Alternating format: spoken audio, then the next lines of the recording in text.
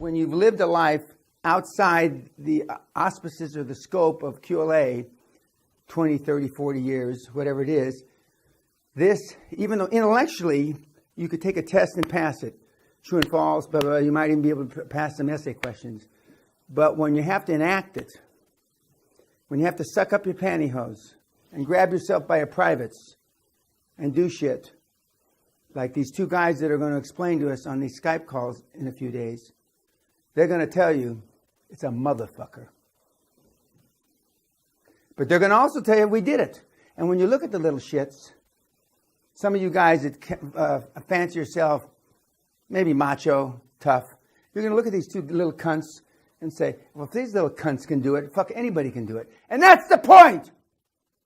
That is a motherfucking point. If these two little cunts, and I hope you're watching me, you two, and they know, if they can fucking do it, anybody on the planet can do it. I used to teach catechism when I was a kid. I wanted to be a priest. And maybe all young Catholic boys want to be a priest, but I mean, the nuns used to, but I mean, to this day, and my wife and I, we support 5 or 6 orphanages, most of which are Catholic. And I met the big senior nun from one of the orders in Asia a few years ago, and I told her about that. And the younger nun said, "Oh, that's this rumor, myth, that none of that happened." So I look at the old nun, who's about 10 years older than I am. I said, Mother Superior, with the greatest respect, would you tell everybody how it used to be? We made mistakes. But that's why the Catholicism, in the last 2,000 years, we've been able to overcome. I said, okay, fine, that's enough. But I mean, because they used to give you a beating. A 20-year-old listening to us in China or in Australia or in South America, what advice do you give to them? What should they do, you know, if they want to change their game up and get their act together and become one of these elite entrepreneurs that you speak to? Follow your dream. I mean, Steve Jobs said it in his commencement speech at Stanford in 2005. I'm going to not say it as articulately. Another college dropout. I went to college a grand total of, I think, 3 weeks. He said, unless you're passionate about it, it gets old quickly. That's true. Yeah. I.e., you're here. Yeah. Okay. Okay. And so follow your dream and don't listen to conventional wisdom, no matter what they say. Because conventional wisdom is almost always wrong. Almost always wrong. Success requires no explanation. Failure must be doctored with alibis. I hear a lot of alibis in this room. When I have private time, the Romanians are best for alibis. Alibi must have started as a Romanian word. Okay? You know, I don't have to make excuses. My track record's on my website. I've done about 35 billion euros in deals, which is about 34 billion more than you've done. I'm being kind. Okay. Okay. I used to say my wife has lost more net worth in fur coats at airports than you've made. Now I can say jewelry and fur coats. And it's all about expectations. But when you start with these alibis, I'm not interested. Because the real truth is nobody else is interested. But political correctness is you listen. Oh, really? Gee, that's it. I'm not interested. Next. Because when you listen to bullshit, listen to this one hard, Father. When you listen to bullshit and you say nothing, you're giving tacit approval that it's all fucking okay. When it's not okay. So when you listen to bullshit, whether it's a government minister, and you don't say, fuck you, minister, you're given tacit approval. And you want to know why your kids are fucked up? Because a whole 2 generations have been raised, you just listen, you don't correct them, da da da da. And now look at what we got left. I don't, whether it's in an email, a Skype, or whatever, I never just sit by and listen. I tell you when I say you're full of shit. I tell you nobody's going to believe that. I tell you straight up. And that's when your little feelings, because your little egos and little self-image and little self-esteem is non-fucking existent. I have more self-esteem in this fucking toe that I broke a few weeks ago than this whole room has. In my toe. Well, because you don't have any. Most of your self-images are shit. And you wonder why you can't convince somebody of something. Or you wonder why you put up with bullshit. But we're going to show you how to fix all that. We're going to fix it.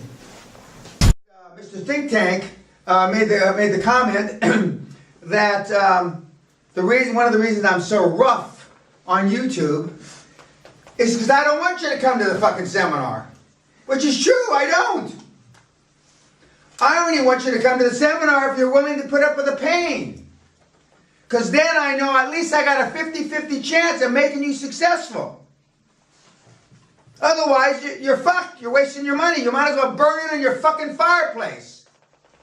Or better yet, give it to me and I'll give it to some of the charities that I'm dealing with. You know, Prevention of the Cruelty of Animals, Mother Teresa's orphanages I support, and a bunch of the nuns. Okay. Because I realize there's a high failure rate unless you're absolutely focused.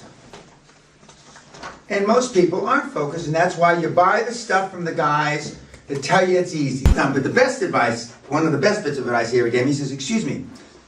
And we were looking in the commode, and there's a stall like this. A commode is the thing you sit on to take a crap. And he said, what do you see there, Mr. Pena? And I go, I'm trying to think, you know, esoterically, outside the box. What the fuck's he talking about? I see porcelain, I see water, I see steel stall sides, etc. Okay, let's go back to water, Mr. Pena. Okay, you see water. What do you see in the water? And I said, well, right now I don't see anything, thank goodness. It's all clean. He says, yes, but what if you put your fist in the water? This is really important to you fucking melon heads that have the IQ of a fucking jellyfish. And so I'm trying to think esoterically again, outside the box. What's your man mean? And I said, okay, well, if you put your fist in the water, you displace water. And he says, correct, Mr. Pena. And what happens when you release your hand from the commode and you pull it out of the water? I'm trying to think again, esoterically, outside the box. Fuck, let me see. Is this physics? I said, the water fills back in and it replaces where your hand was. That is life, Mr. Pena. That is life. You're no more than a fist in a fucking bowl of toilet water in life. And when you pull your hand out, the water goes back and flows over it. I'm pretty sure is I make myself accountable. And there's nobody I have to answer to. Nobody. Except the big man upstairs. Okay? And some people say that my list is already too long to make up for. So I'm not sure I'm even accountable to him. But I make myself accountable. And I force myself to do things. Nobody, you know, Sally says, do we have to, you know, do that? You know, I'll get in an extra meeting, or I'll ride with somebody to the airport or back because I didn't have time, and I felt I should have had time to see one more person. And but I make myself very accountable. I also make myself accountable for success. I don't fail very often. I do fail. You're pretty open about all the failures. Yeah, I'm not ashamed of them. Right. That's what's made me who I am. You said failure is just testing. Correct. It's just testing. And I don't know, and I'm quick to pull the trigger two ways. I'm quick to pull the trigger and trying something, and I'm quick to pull the trigger and closing something. And I focused in on the castle because I charge a lot more money. And I found there was a direct correlation. If I charge a lot of money, you fucking morons listened. Because a cheap fuck like you will say, well, fuck, I paid him a lot of money. I better do what the fuck he says. Otherwise, I've wasted my money. And it's worked. When I say I don't like you to read books, I've read Shakespeare, Tolstoy, Nietzsche. I've done all that. That's not what I mean. I mean read a book about bullshit so you don't pull the trigger. That's the books that you don't have to read anymore. And you're wasting your fucking time. The scores are pretty good. Now, where's your score? I think Kindy's looking into it. She's looking into it. Is that a Punjabi answer, or is that? It's the only answer I have. Huh? Okay. She's going to liaise with someone. Othello. Liaise? With Talma. Oh, she's gonna lay A's. With Talma, based in the Philippines. There's gonna be a collaboration. Absolutely. A collaboration. To trace my A score. Punjabi collaboration. And film is not Punjabi. It's international. Yes. Bullshit is international. There's no question about bullshit. But you know, when bullshit comes out of a female, everybody laughs. You know, when a guy bullshits, it's not so funny. But when a woman bullshits, it's funny. It's humorous. Because I think it's more politically correct for a woman to bullshit. Because they don't call it bullshit. They call it, oh, I'm just being a woman. I'm just being feminine. I'm just being a mother. You know, kind of like the stuff that you've palmed off on us the last 2 days. Okay? I like to talk to your kids is who I'd like to talk to. Like, what's the real deal with your mom? Is she, you know? Is she all up there or is she just out in the wind? But you all did pretty well. You all did pretty well, and so I'm happy about that. Because when I fucking tell you I'm going to do something, I fucking do it. I'm either in a coma or fucking dead. And high performance people are just like me. When they say they're going to fuck you for practice, that's exactly what they do. They fuck you for practice. And when they tell you, I'm going to rip your fucking head up and shit down your neck, that's exactly what they do. And when I tell you I'm going to be in Salzburg, unless I'm dead or in a coma, I'll be there. And when I tell you I'm going to get something done, unless I'm dead or in a coma, not your mother's coma, not your mother's death, you're dead or in a coma, I get it fucking done.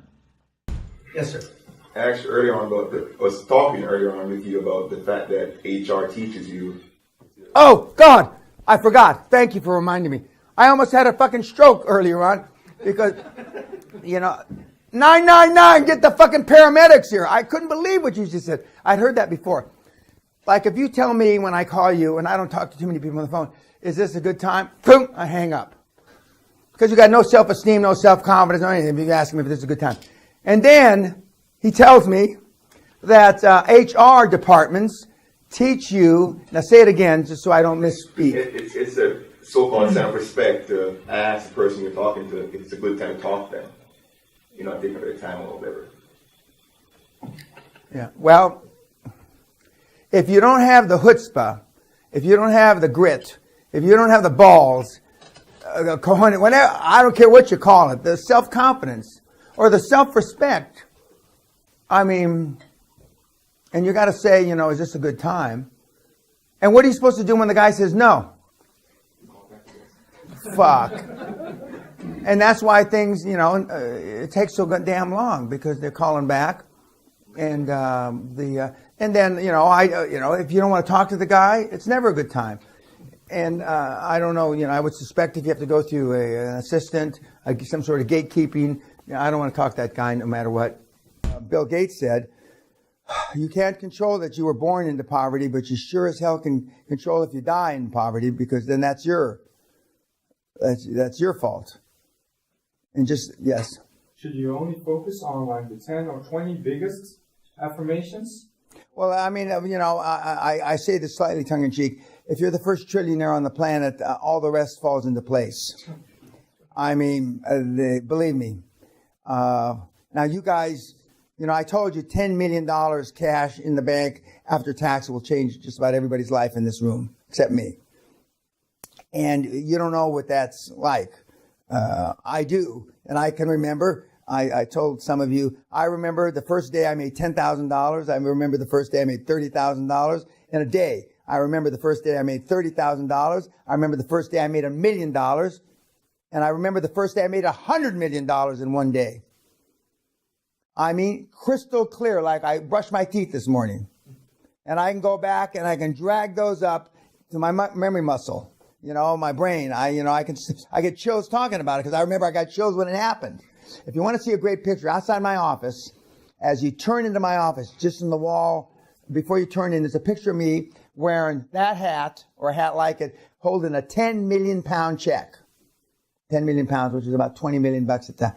The first 10 million I ripped out of the belly of the financial district in London. And I got a smile that's this wide. I mean, it looked wider than my face, you know. And I can remember that. I remember it like it was this morning. And And that's what you go back, you fall back on. And that's when athletes that have won a Super Bowl or a World Cup, in the last 2 minutes, and they bring that memory back. But you got to get the first memory. That's the challenge, to get the first memory. It's like the first archery contest that you ever won, etc. I mean, you've got to bring that memory back, but you got to get one first. You got to get one first. And then once you get them, I mean, I'm not saying they're easy to replicate, because they're not. But I mean, it is easier because you did it once. There's no reason why you can't do it twice. I coach, mentor, because what you can be, and what you can be is to partially fulfill your ultimate potential. Because nobody fulfills their ultimate potential, myself included, and Bill Gates, nor anybody since the beginning of time. But if I just based it on who you are today, I never, I sit in my office and play with my computer. I used to play computer chess. I stopped playing. I used to be a pretty good chess player. And about 25 years ago, the Karpov, or one of the Russian chess world champs, came out with a computer game. And I was staying at the guy that wrote James Bond, those movies. What is it? Ian Fleming's house in Jamaica. I'm staying at his house. We're renting it. And it had an infinity pool. I didn't know what an infinity pool was. Some of you probably still don't know what it is. In the pool, I'm sitting there and I'm playing chess with myself in the computer. And when I beat it at level 17, which is Grandmaster, I took the machine. I still have the machine here. I took it. I put it in its case, still with the moves, and I never played chess again. Now, young chess champion kids have told me, but Dan, the art of the computer game, electronic games, has improved. So you may not be able to beat it at Grandmaster anymore. Yeah, but I did.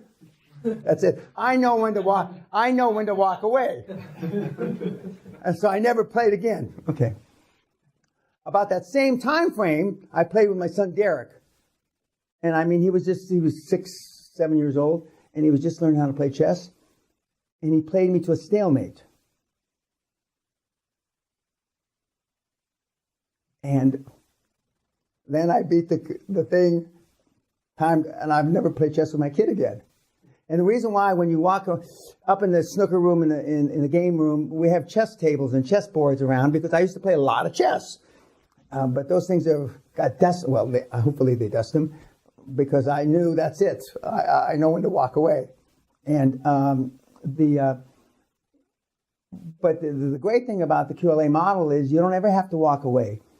You can be the driving force in the first 5 or 6 or 7 deals, and then you can become the chairman. So you've always got, your toe in the water, so to speak, of the. Now, the rumor is that I'm following in the footsteps of 2 of my mentors. And for those of you that aren't bright enough to know that that's Lenin and Stalin and me, there's some truth to that. Because I believe in the old Russian way. I'm not interested in your fucking opinions. That's the last thing I need, is your opinion. Because if your opinion was so fucking good, you wouldn't be here. And if you look on my whole wall of influencers, they're both on there amongst some other people like the devil and a few others, Hitler. When all the walls are caving in, there's a thing called emotional flooding. Emotional flooding is when their information is coming in so quickly, you can't process it. And it's not just information, you have to make decisions based on that information so quickly. You can't process it.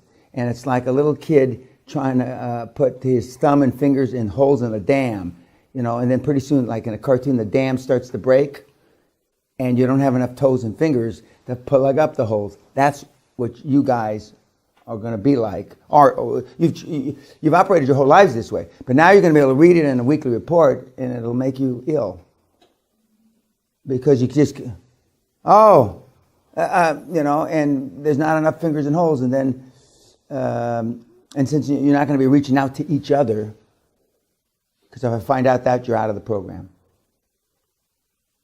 You're out of the program. I'm the only that I know of, and correct me if you know anybody else, that makes their seminar attendees and post the seminar for 1 year to be 100% accountable. 100%, not 98%. Through their weekly reporting and their monthly Zoom calls. That it's very much like the military. And the only thing is I don't hit them anymore. In the 90s, I hit you. Now I don't. I still like to hit you, but now for obvious reasons, everybody's got an iPhone. Although we don't let you have your iPhones in the room. But anyway, be that as it may. Right now, there's a whole room full of them sitting over in the main castle, waiting to come and meet, giving them a beating or a beat down. And we've even got some Canadians. The Canadians love me. I don't know why they should. I normally don't have anything good to say about Canada, but other than I've made a lot of money there. But at the end of the day, they've got to take action. They can watch all the YouTube's podcasts from now until they bury them.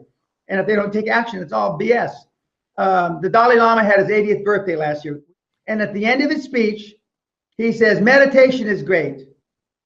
Prayer is great. Contemplation is great. But if you don't take action, action, action, all the rest is wasted. And what the kids today have trouble with, they connote reading a book to taking action. And I'm not saying you shouldn't read, because I've read the classics, I've read Shakespeare and all that stuff. But it's not taking action. Taking action is pulling the trigger, going out and making something happen. And even if you fail. And the kids have problems with that. And they come to me and I show them the way through the maze, as it were, how to learn how to take action. Jim Ryan, arguably the best long distance runner who never won a gold medal at the Olympics. He fell down in the 1968 Olympics in the 1500 meter, told me many years ago, Dan, motivation gets you started, good habits keep you going. I have extraordinary habits, and I have had for decades. Most of you have habits that are all fucked. You got bad habits. You got a wife who's a cunt. You got kids that are no fucking good. You got parents that fucked you up. So, I mean, how can you possibly expect to be anything other than you are? But yet, as we talk through this seminar, in the third or fourth day, there's a chart that says, if you're 30 years old, you've been around 250,000 hours, more or less. And we can change those 250,000 hours of bad habits, lack of motivation, etc., etc.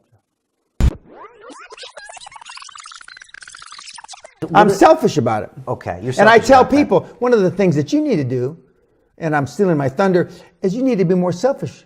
Me? You, as an individual. Jesus, all right. I'm not being selfish enough. No, nobody is. Okay. Because you can't love somebody or love what you're doing unless you love yourself. And most people, and I've got a whole section on this, when they look in the mirror, Brian, they don't like what they see. I'm bald. I'm too wrinkled. My tits are too small. My tits are too big. My ass is too... I've got, what do you call it when you got acne? I've got this, my shoulders aren't wide enough,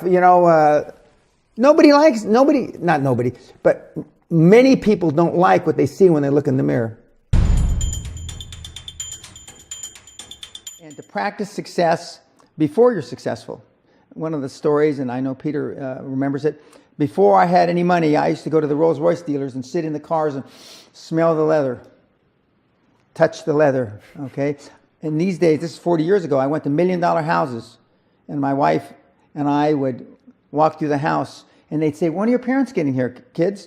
No, we are the buyers, okay? And to get used to it, and that's the reason the castle is so effective. And the reason I stopped giving outside seminars is that the success rate is almost 5 times greater going to the castle, having a butler wait on you, dressing, thinking more of yourself, because self-esteem is the key to high performance. Why you don't have to be a sophisticated, smart, or even talented to obtain finance. This room is a living legend example of why you don't have to be sophisticated to get the fucking money. And the morons that are watching us on fucking YouTube, they're even more stupid than you because they're not even here. You don't have to be smart to do this. Usman is a classic example of this. And when I make him a sophisticated finance person, I'm going to say I can die and go to heaven or Valhalla now because I've done it all. And he's not the first one that I took over to the dark side.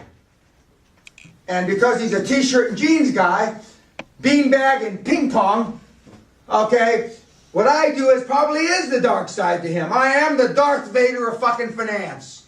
Because I'm Dan, the fucking money man. I didn't know it was 5 Credo crap then because I hadn't developed QLA. But I've been talking the same stuff for over 40 years. I didn't know it was revolutionary 40 years ago.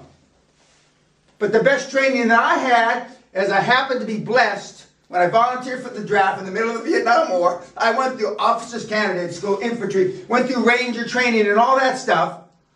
When it was brutal, not now when you can go home at night to see your fucking wife and kids. And that trained me. And that trained me and gave me discipline. Most people that come to this seminar think they have discipline, they have no fucking discipline. I will be just as fired up the last 5 minutes of this seminar a week from now. And you'll be tired, you'll be standing up against the walls trying to stay awake. Because you're cunts. And the real world, the guys that I compete with, eat people like you for lunch, breakfast, hors d'oeuvres, canapes. And you don't have to be an alpha male. I got another podcast. Do I have to be an alpha male to do this? 98% of all high performance people are on Henry Kissinger's end of the continuum. Everybody, now maybe you're not old enough to know who Henry Kissinger is. Who's another soft spoken? Who? Branson. Okay. Or some, at that end. Only 2% of us are Ayatollah Khomeini, me, Donald Trump, Genghis Khan, etc. Only 2% of high-performance leaders are at my end of the continuum. 98% of them are just like everybody else. Eagles fly alone. I have no friends. Friends are problems. Friends are challenges. If you aren't into yourself, and that means something else now than what I mean. If you're not into yourself enough that you can't spend the weekend by yourself, then something's fucking wrong with you. Vis-a-vis self-esteem, being a high-performance person, and accomplishing high-performance acts. Something's wrong with you. I have learned, and that's why I'm considered very politically incorrect now, is that the easiest way to get to the truth is to ask the fucking truth and say the fucking truth, irrespective of if it hurts. It's not because you're trying to go out of your way to be an asshole, which some people say. QLA is just busting balls and being an asshole to make a lot of money. That's not true. It's not all about money. Self-esteem is built the first 7 or 8 years of life. Have you ever seen an unhappy 2 or 3 year old, unless they got to have their diapers changed? They're happy. And then they turn into you. What the fuck happens? You know what happens? Your parents happen. To quit, to give up, to surrender is to fail. Failure is not an option in this program. I have 100% success rate. 100. And no cocksucker in this room is going to change that.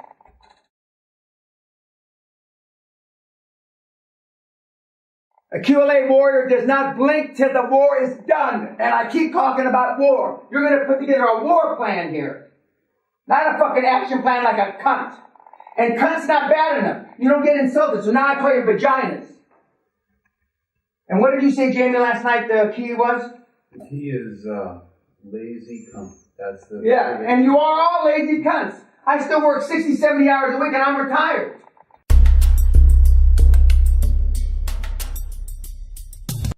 Well, failure's not an option.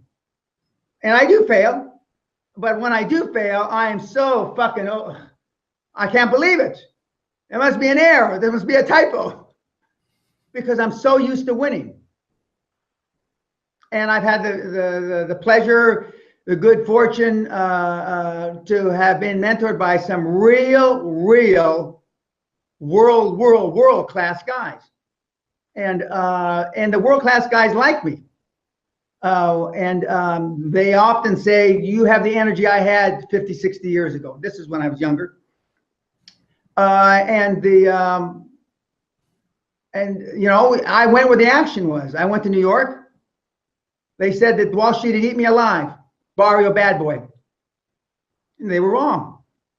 I run towards the gunfire and I kill everybody, metaphorically speaking. I look for problems. I look for because from chaos comes order. From chaos comes order. And I've done that successfully for 50 years. And I'll be 72 in a few weeks. I don't feel 72. I don't believe I look 72. And I've had, if you've noticed on my websites, I'm called a bionic man because I've got so many artificial parts in me. My knees, my hip, my shoulders, my collarbone, my right bicep. I mean, I'm running out of parts to replace. And that's because I do everything to the maximum, and I do a lot of physical stuff more in the past than now, where I got hurt a lot. I got busted up. But that, you know, I'm looking to be all I can be every single day. I mean, there's no question. And getting back to your original question, how do I change their mindset? Is because I require the kids to be all they can be every single day for 1 year. I have a 100% track record for changing lives for the better. It's much less for billionaires. It's more for hundreds of millions, and more even that than tens of millions. And if I can't make you a millionaire, I ought to blow my fucking brains out. I never fucking heard of flow state. Okay, the zone I've heard. Right. Okay. My whole life I've been in the flow.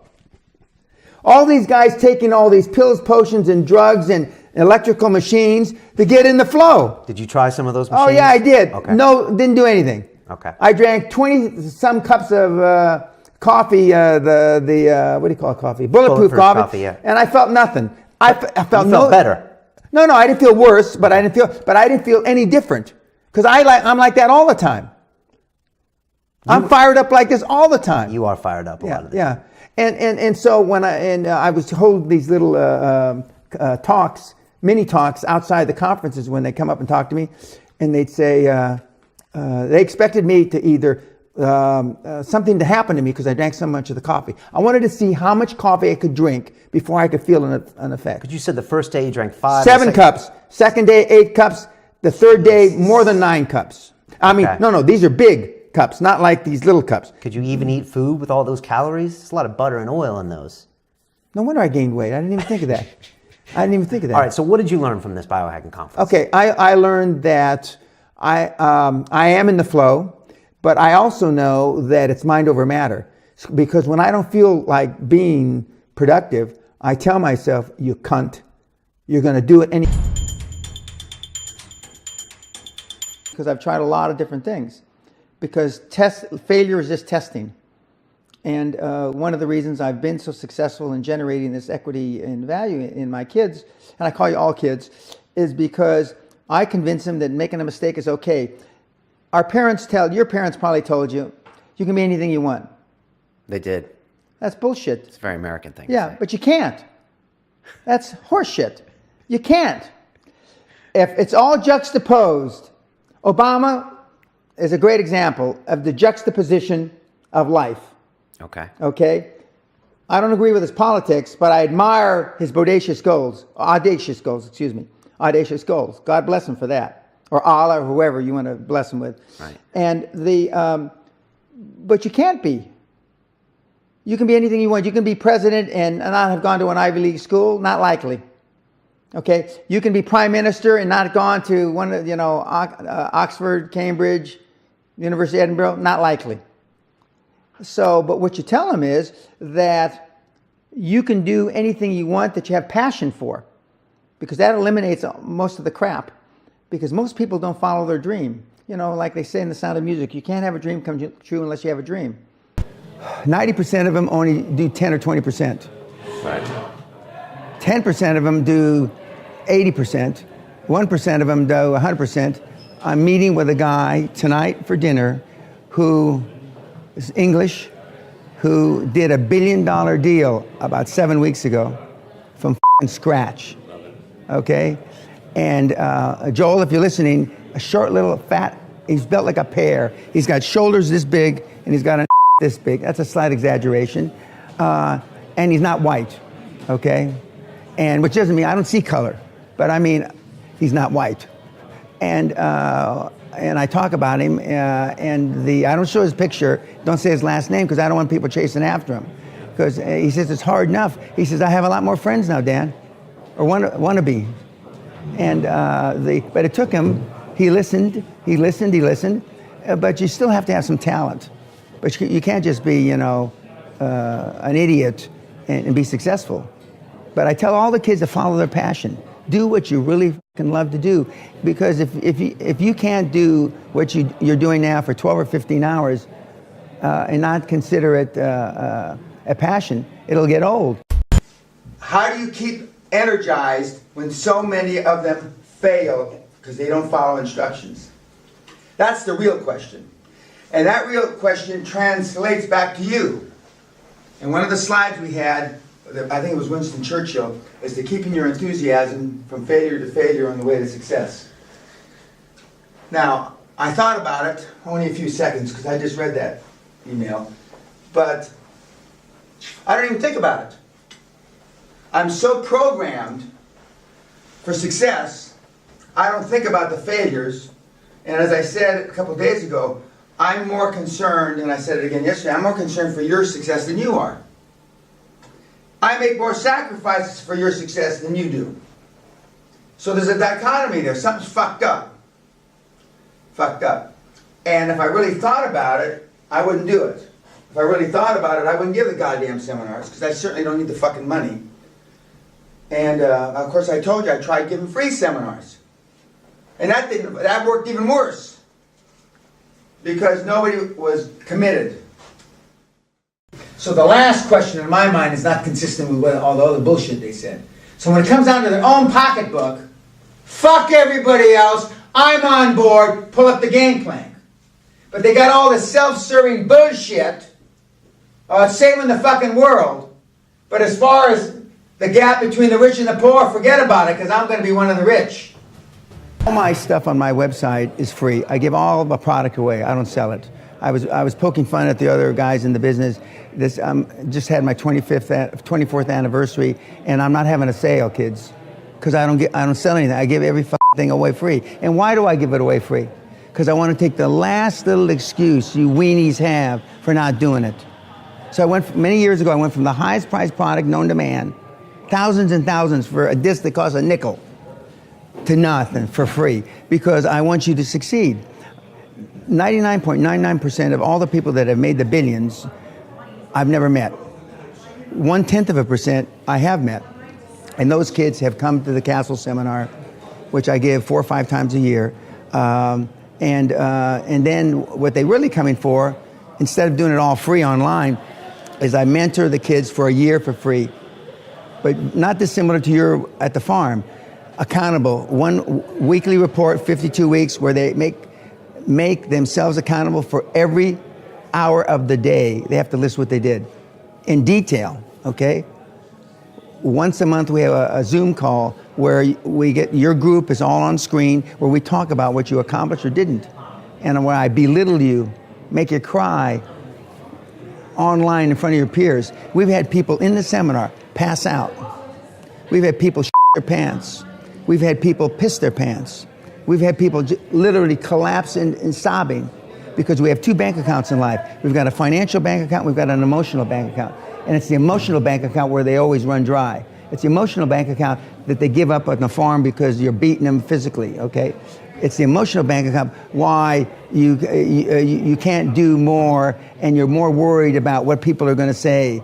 I've wasted all these 11 months or 11 years. Elon Musk had a very similar saying. I would rather seppuku, commit suicide, Harry than fail. I would rather commit suicide. How do we teach that? How do we teach that? Only by exam. You can read all the books you want. I've had kids come to me that have read 700 books. They can't pull the trigger. They connote reading books and jogging around the block with taking action. Jogging around the block doesn't mean a thing unless you test yourself and you go out and try to qualify for the Boston Marathon, do a 100-miler, some of the kind of events you have. Sure. But they don't do that because they think filling up their day is taking action. Filling up their day isn't taking action. It's just filling up. And who fucked up? Who were you around for 7 or 8 years? Your parents, right? You're nothing more than the average of the 5 people that you've been exposed to most in your life. Mom, dad, maybe a grandparent, maybe an older brother or sister. Those 5. Are those the people you want to pattern your fucking life after? No! Unless you're John Kennedy, unless you're Adolf Hitler, Mussolini, some high-performance dude, and Mussolini, Hitler, Stalin, they're all one of my influencers. Along with the Impaler, and the Attila the Hun and all. Because they were high-performance people. And what you guys don't understand is to be a high-performance person, you don't have to be a good guy. You can be an asshole. And that's what some people think I am. I don't give a shit, though. But what are some of them, if you had to pick 3 or 4, that highlight you as a high performer? I never give tacit approval. What does that mean? Tacit approval is you say some bullshit, okay? And I don't say anything, I'm quiet. Or I might even consciously or unconsciously shake my head like that. That's giving you tacit approval that I either agree or don't disagree enough to open my fucking mouth. So then now you go away to tell the other reelers, well, Dan agrees with that. When that's bullshit. So I go out of my way. And that's not one of the things that scares me, but I go out of my way to make sure that if I hear bullshit, I tell them it's bullshit. That's a good habit in life because it just keeps you with the right people. It Correct. gets your message out loud and clear. Correct. And Okay. especially in my position, because a lot of people follow me, it's even more important. Yourself included. More people follow you than follow me. So, it's even more important. But most of the people that are in what I call the personal development game do just the opposite because they want to sell them something. They've got something to sell. And after they've sold them something, Brian, they've got something to upsell them. And then they got another upsell and another upsell. I have no fucking upsells. I give everything away. The only place I make people put skin in the game, if you want my free mentoring program at the end of the seminar, you got to pay to get to the seminar. But as I've told you before, and I told, with the greatest respect, BBC earlier before I got here, I used to do the fucking seminars for free. High performance life is a lonely life. It's lonely at the top because nobody else is willing to make the sacrifices that those guys that I just mentioned. If they don't put in the work, the 10,000 hours plus that kind of thing. Oh no, 10,000 hours. I know that I don't believe in that. I believe that some people do it in 1,000 hours. Some people do it in 1,000,000 hours. It depends. Some guys tell me I've got 20 years doing such and such. What they really have is 1 year 20 times. Most of the people watching this podcast have 1 year 5, 10, 15, 20, 25 times. You think it's an excuse? Absolutely. Yeah. Absolutely. It's hard to be successful, but it's harder to stay successful.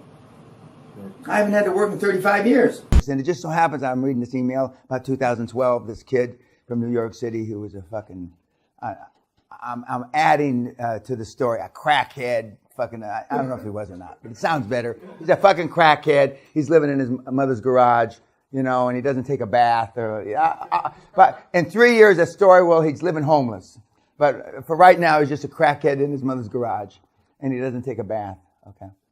Another Menchie sends me an email this morning about their 18-year-old, which I predicted all this, the 18-year-old, unfortunately, I predicted all this, 18-year-old Brit, fucked up, drunk, and the presumption was that this person was a goody two-shoes. Nobody's a goody two-shoes at 18. I don't give a fuck who you think, who raised them, whether they're altar boys. Do they have altar girls? I don't give a fuck who. And if you're stupid enough to think that, whether they're Muslim, burqas, it doesn't make a shit. They're not. In today's society, the kids are fucked up. And that's because of a lack of leadership of you. Used. I mean, in general, parents. And so she's all surprised that her daughter, little cherub that she was. And I said, of course, I had no empathy or sympathy. This is what you're finding out. I had to go pick her up on the street throwing up. This is only because she couldn't get anybody else to pick her up.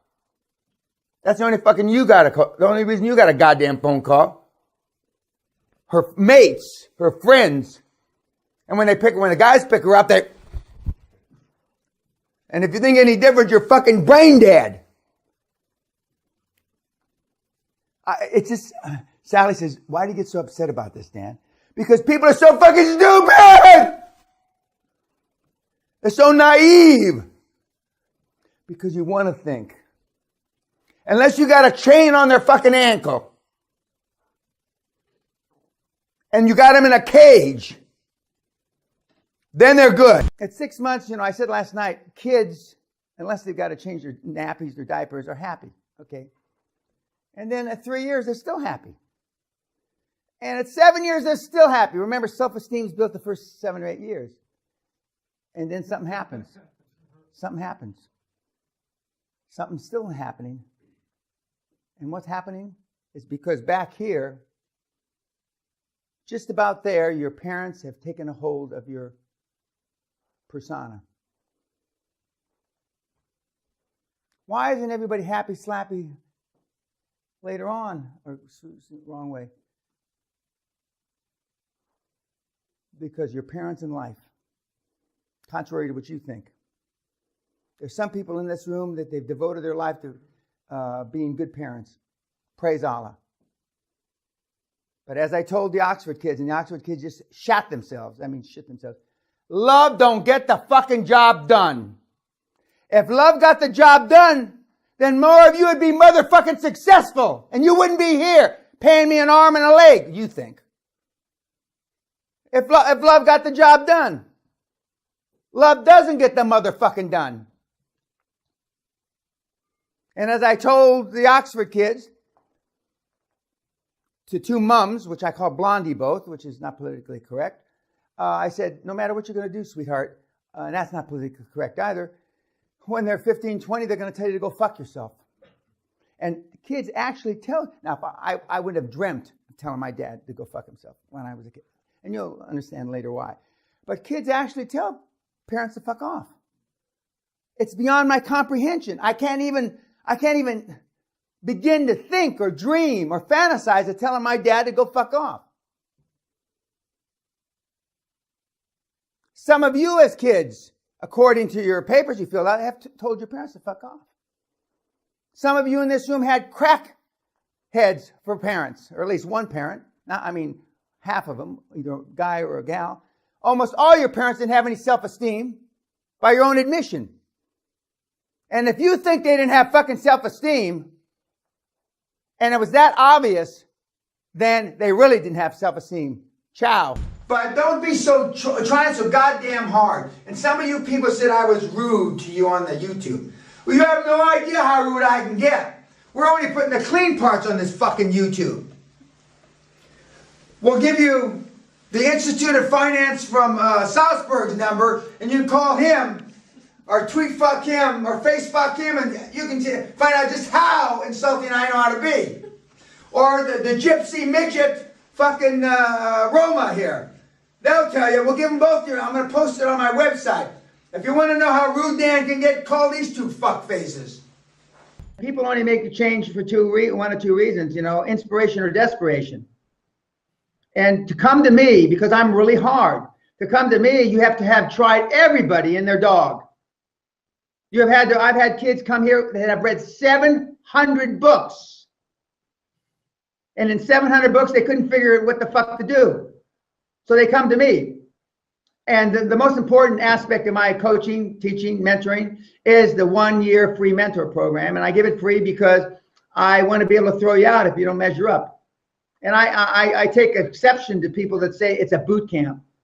Most of these kids have never been to a fucking boot camp. They would know a boot camp if it bit them in the butt. But I mean, we're hard here. Like the kids can't go to the gymnasium until they earn it. I have 2 gymnasiums here at the castle.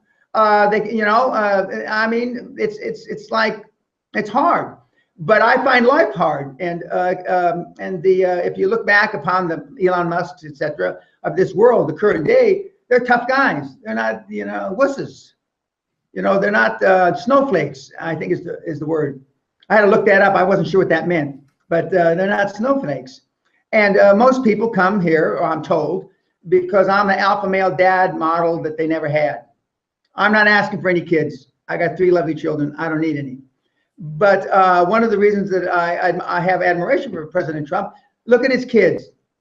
They should be spoiled brats. Now, I'm not saying they're not spoiled in a certain way, but they're got their heads on their shoulders. They got their own business.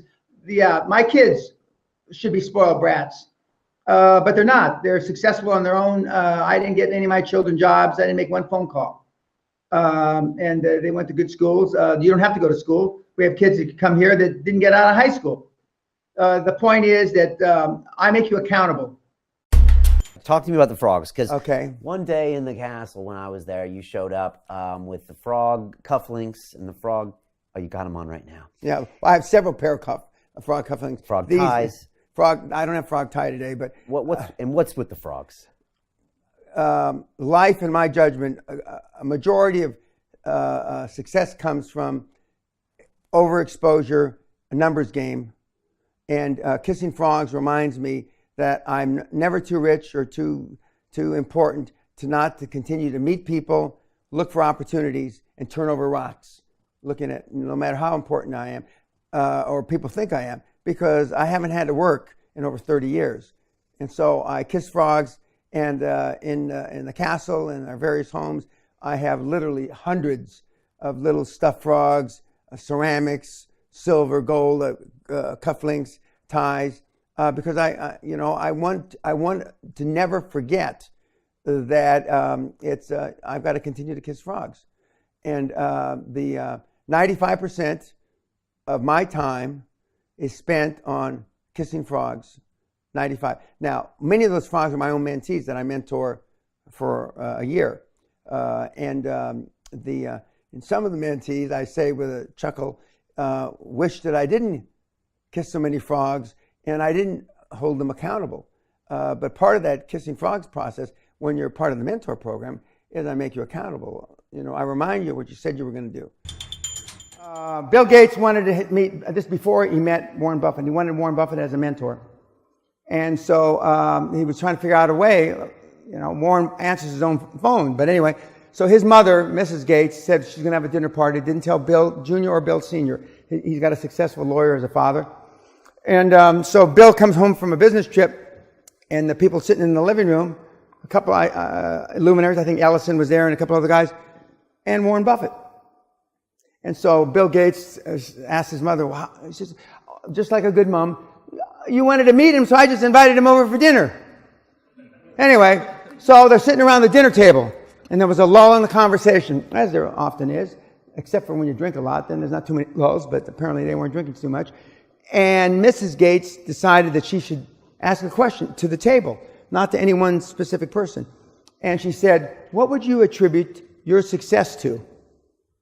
Warren and Bill Gates Jr., with one word, fired back, focus! And that's the answer to your question. Do you think that the journey was important, though? If you hadn't come from that, you wouldn't... No, I would rather have a process. I don't think life's a journey. and I argue with Brian Rose about this. Life's not a fucking journey. A journey is you make all the mistakes in the world. Okay. You know, once I understood what being a high performance person was, going through officer training school and doing the Ranger and all the stuff, other stuff that we did. I mean, it's to me the shortest distance between 2 points is a straight line, not a motherfucking meandering journey. And that's the excuse all the kids use. I'm on a journey. Fuck your journey. You're gonna be on a journey when you're 55 years old, belching and farting in the fucking pub with your mates. Elon Musk doesn't have any mates. Steve Jobs didn't have any mates. Bill Gates doesn't have any mates. Zuckerberg doesn't have any mates. And I can go down the list. Do you think They don't go to the fucking football matches. They don't go to the World Cup. They don't go to any of that shite. Because I will do whatever it takes. And for those of you that know me a long time, I don't really give a shit if you like me. It doesn't make a fuck to me. Because I'm probably the only person that you've ever met that really, when he says, I don't give a fuck if anybody likes me, I'm telling the truth. Because I don't. Because like and friends are problems. They're like fucking albatrosses on your neck. And we have a couple people here that want to be liked, not even liked, they want to be fucking loved. I've never given up on a mentee since 1993. I've had plenty give up. But I've never given up on one of you. Or as they say here in Scotland, one of yous. And there'll be times where your metal's tested. How can I do this? How can I go forward? How can I accomplish this? And then when you set your objectives and your goals and we go through your QLA war plan, it's not an action plan, it's a fucking war plan because we're at war. And most of you in your lifetimes today, if you were at war, you'd all be fucking dead. Because in war you can't afford mistakes. And you make them every day.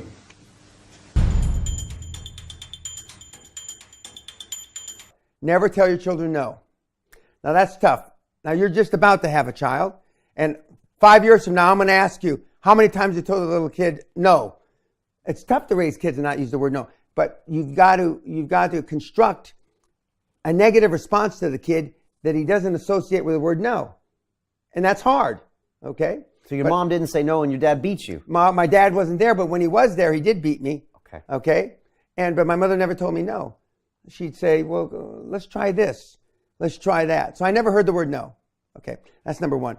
Number two, it goes to how and it talks about everything from breastfeeding to this to that, the first time that the kid gets a cold. So she followed this little guideline. But what the book was meant when it was written about, what the main subject matter was building self-esteem. And self-esteem is built in the first 7 or 8 years of a child's life. A sense of a reality that they have read about in books, but never experienced. They've never tasted it themselves. And, I am the real deal. Now, you know me a couple of years now. I'm the same on camera, off camera. I'm no different. And and I'm certainly, as you quite accurately put, I'm not politically correct. There's nothing about me that's politically correct. As my lovely daughter, we're here, she'd say, my daddy treats everybody the same, like shit. He doesn't discriminate. My daddy doesn't see whether you're black, red, blue, yellow, transgender. He doesn't see any of that. All he sees is another person, and if he doesn't like what you're saying or doing, he tells you. And if you should be stupid enough, this is my daughter talking, to ask him his opinion, he'll fucking give it to you. I talk, I act, and I perform as if it were the last 12 minutes of my last Super Bowl. And that's what you have to do to be successful. And I will drive you like fucking rented mules to get those results out of you. Because I know what you're capable of. More so than you. It's all about setting expectations, kids. You set high expectations In the old days, when an American basketball team went to the Olympics, there was no question in anybody's fucking mind they were going to win gold. And then, what happened? The new generation came around and decided, well, going to the Olympics is enough. It's an experience. Medaling is enough, and sure as shit, we got our ass kicked. Your expectations will be different now, leaving here in a few days. Because you know what's possible. You know even dirtbags like you. Those people up there were once dirtbags that didn't know any better. Then they achieved super success. Now, in this room, funny enough, the 2 or 3 people that have a few shekels have no education. Now, this is an exaggeration. This is a Trump. They can barely write their fucking name. They can barely write their fucking name, as opposed to the people that have multi-degrees, don't have a fucking pot to piss in or a window to throw it out of. Now, there's a message there as well. Now, this is too heavy for the YouTubers. It's too much for them. I'll get all kind of shit back, you know. Why? You know what they'll shit focus on? Why did you take that mic away from that old lady? And God, I would have cried when I said, but you're no different. You focus on all the fucking moronic shit that doesn't mean a goddamn thing. But I guarantee, even though I've mentioned it, I will get fucking on YouTube. Why did you take the mic? I really slapped the old lady, knocked her fucking false teeth out, and kicked her in the fucking head. So we'll make it worse. So why do you focus on that shit? Why do people ask me if I'm fucking Iron Man? Like I told if you don't like my fucking politics, don't look at my free shit on my website. There's no politics on my website. Why? Because you're pretending to be interested in certain things because it's either vogue or you know you're not where you want to be in life and you feel either your wife told you or somebody told, God, I got to do something. Now, for those that are listening on YouTube, my demographics have gone, it used to be 35 to 55. My demographics are now 15 to 30. 35-year-old here now, and then there's a few stumble in at 50, stagger in, you know, with their canes and in their wheelchairs. But for the most part, and that says 2 things about what's happening, even though I think the world's going to fucking hell in a handbasket, the kids are waking up because of social media, because they have so much information now available to them. They're smartening up quicker. And what's easy about the program now, easier, is because you can do all the homework that used to take shoe leather. Shoe leather meaning you had to go see people on the internet. Now that's the good news and the bad news. The good news is you can get it done a lot quicker. The bad news is you can get it done a lot quicker. So then that means you think you have more time and you take a fucking year. I only don't win if you quit. Okay. Again, that always And works. I take that personally. When somebody quit, I've never given up on a mentee in 21 years. And I can show you, and the mentees that I'm still mentoring 21 years later. The mentor program ran out a long, long time ago. I have no financial benefit from it, but I never give up. The only thing I can't control is you giving up on yourself. 3 or 4 of you have asked me about tips. That's hilarious to me. Do you have any tips? I mean, are you retarded? And the people that have asked me know who you are. Where does that word come from? Tips. What does tip mean? What does it mean? Easy way out. Yes, thank you. A shortcut. There are no motherfucking shortcut, YouTube retards. You take the hill by charging it up and taking casualties. collateral damage. In your particular case, it's all emotional. It's very seldom physical. Tips. Fuck. That's hilarious to me. It's like asking a Navy SEAL, oh, you got any tips how we're going to take this fucking bunker? I mean, Jesus. You got any tips? Or when the guys that have fought Tyson, got any tips how, fight Mike? Because you want an easy way. You want the easy way. And you've given your children the easy way so far, for those of you that have kids. And God knows your parents, even though some of you got beated, as you say, they gave you the bubble wrap way. You've been bubble wrapped with your little trainer wheels on your little bicycle. Any questions before we get started from, yes? Does the thing goes on YouTube, everything? We have to edit the gypsy, blah, blah, blah. No, we're not editing fucking on anything. No, but we don't put it on YouTube because there will be some people watching. And if you want to put some blogs with whatever, just to mock on people, that's not fair. I mean, we can keep the mocking in the room, please.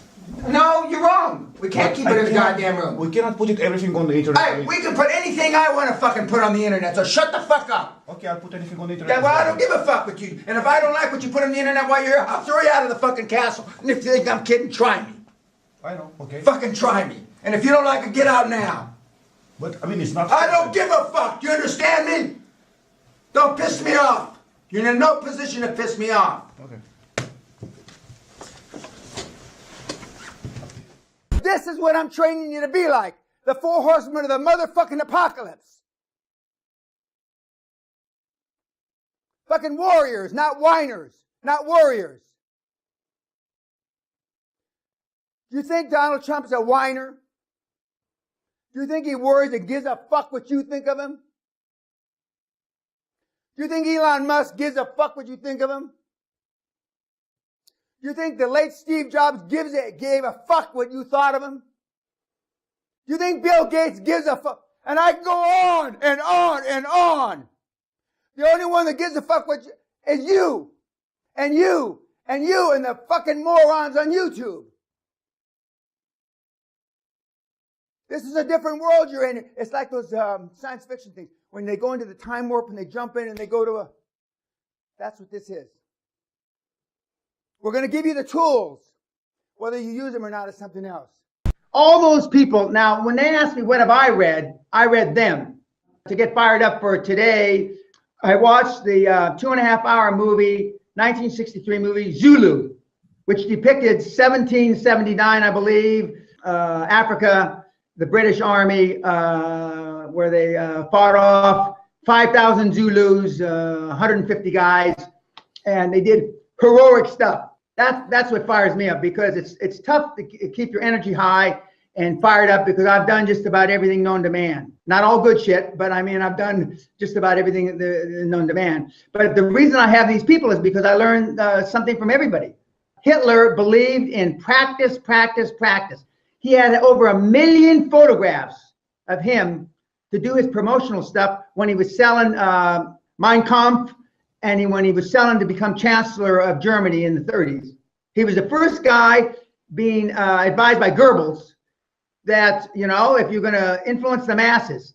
I studied when I was a poor speaker 30 plus years ago, I studied JFK, I studied Winston Churchill, I also studied Hitler, his mannerisms, but I couldn't understand what he said. And I studied to get to be a world-class speaker that I am today, or at least I'm told I am. I studied Harry Truman, who's up here, who was the president that took over from Franklin Delano Roosevelt when he died in office, and he was the guy that made the decision to drop the atomic bombs. Can you just imagine the heaviness of that decision? The heaviness that you're going to kill God knows how many people. I studied, in current day, I study Secretary of Defense, General Mattis, Mad Dog Mattis. These are all high-profile people. You may not like them, but they're high-performance people, every single one of them. And quite frankly, in my judgment, 85 to 95% of the people that write books aren't high performance. They're also Rands. Why do the kids read them? Because they say it's easy. And I mean, high performance is anything but easy. And staying on top is even harder than getting to the top. Now, I've been on the top of my game, arguably, for 3.5 decades. I haven't had to work in 35 years. People ask me, how do I get up in the morning? I get up fired up. I'm fired up. I've been high on life since 1974 that I thought about it, and actually since I got out of OCS 50 years ago today. What really sets you off right now?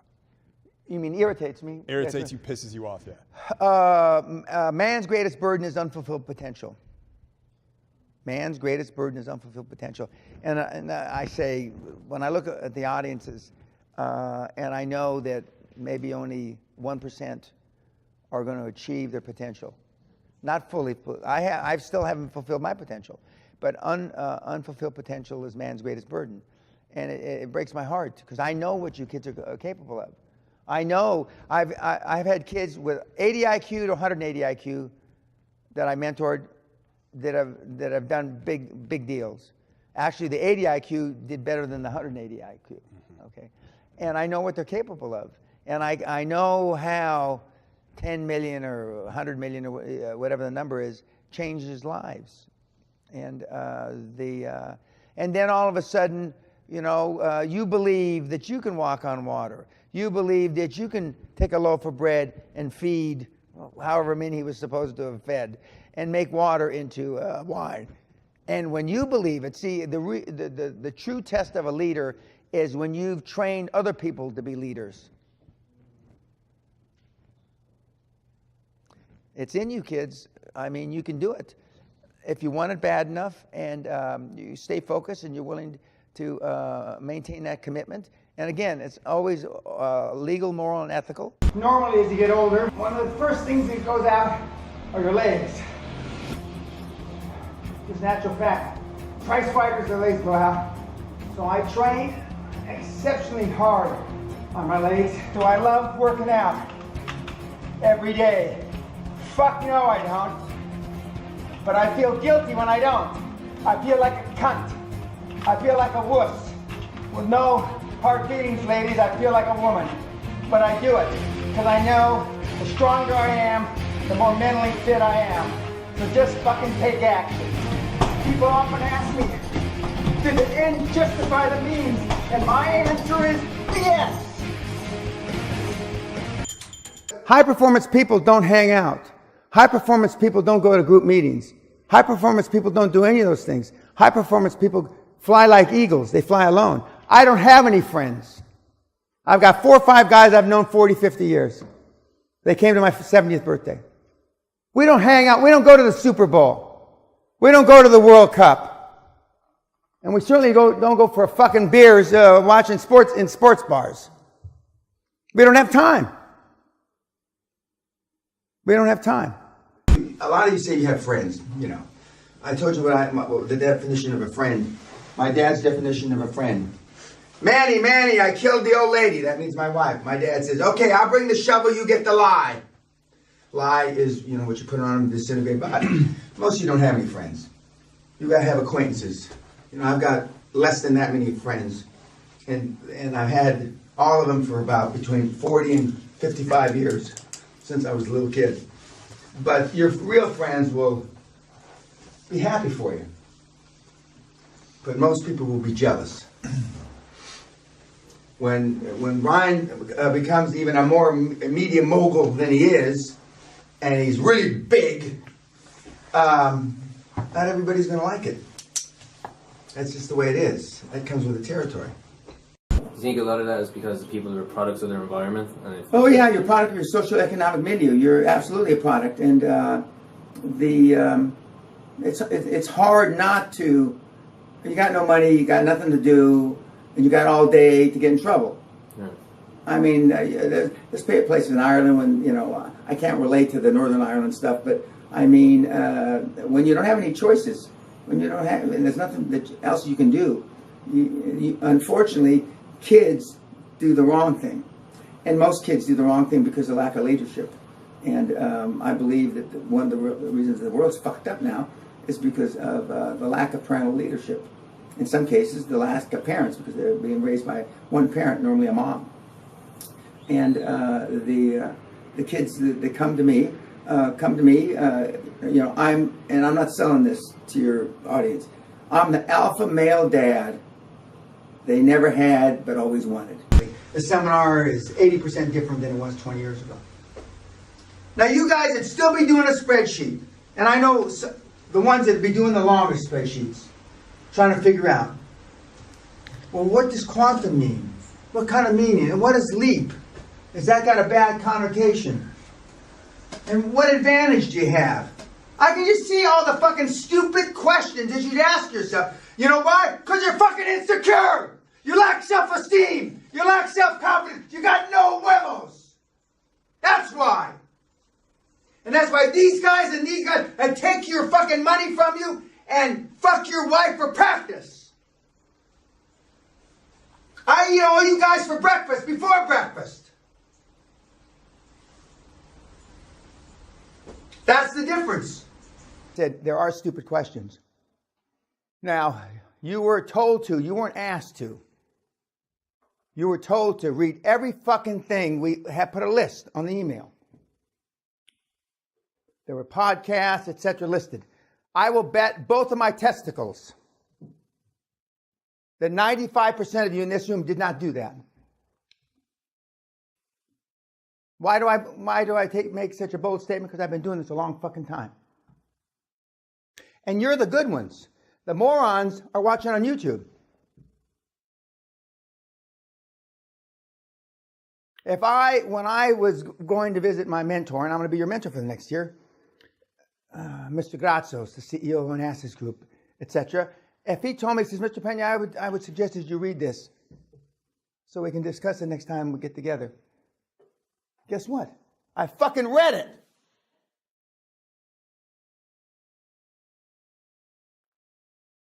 Now, don't feel like the Lone Ranger.